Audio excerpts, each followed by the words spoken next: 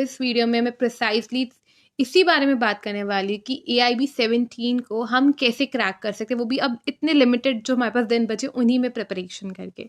तो ये आपके सामने कंप्लीट सिलेबस है।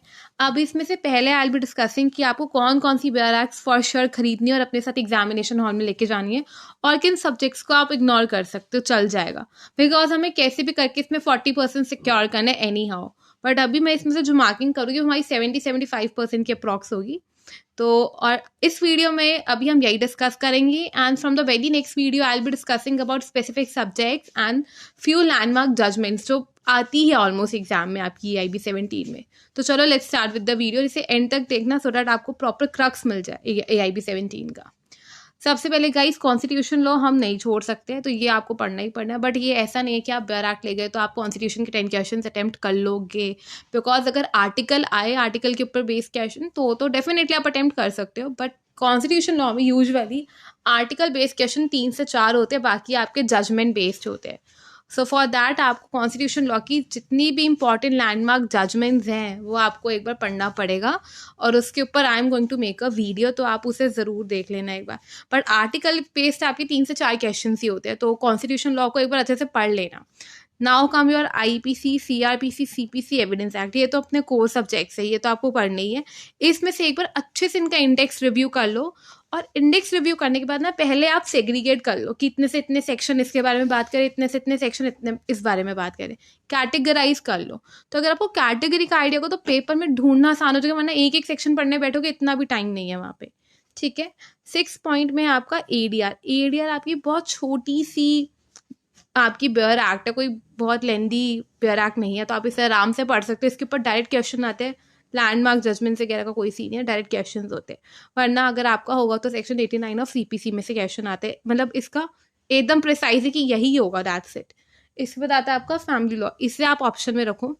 PIL के ऊपर I am going to provide you एक मॉड्यूल, तो उसे आप पढ़ना, वो मोर देन सफिशियंट होगा 4 मार्क्स के अकॉर्डिंग। ठीक है, एडमिनिस्ट्रेटिव लॉ में भी गाइज ये आप छोड़ दो, क्योंकि इसके ऊपर कोई BRAC है नहीं, और इसके ऊपर कुछ आपके बहुत इंपॉर्टेंट टॉपिक्स है जिसमें मोस्ट ऑफ द एग्जाम आपका कवर अप हो जाता है।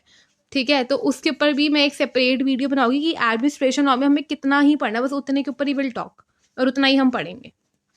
अब आता है आपका पॉइंट नंबर 10, प्रोफेशनल एथिक्स। ये सबको बहुत डराते हैं, बट ये आपका सबसे इजी और मोस्ट स्कोरिंग सब्जेक्ट है। इसकी BRAC टेस्ट के ऊपर डायरेक्ट क्वेश्चन ही आते हैं, तो कोई चिंता की बात नहीं है। 4 नंबर है, एक बार आप इस BRAC को उठाओ, इसका इंडेक्स रिव्यू कर लो, and that's more than sufficient.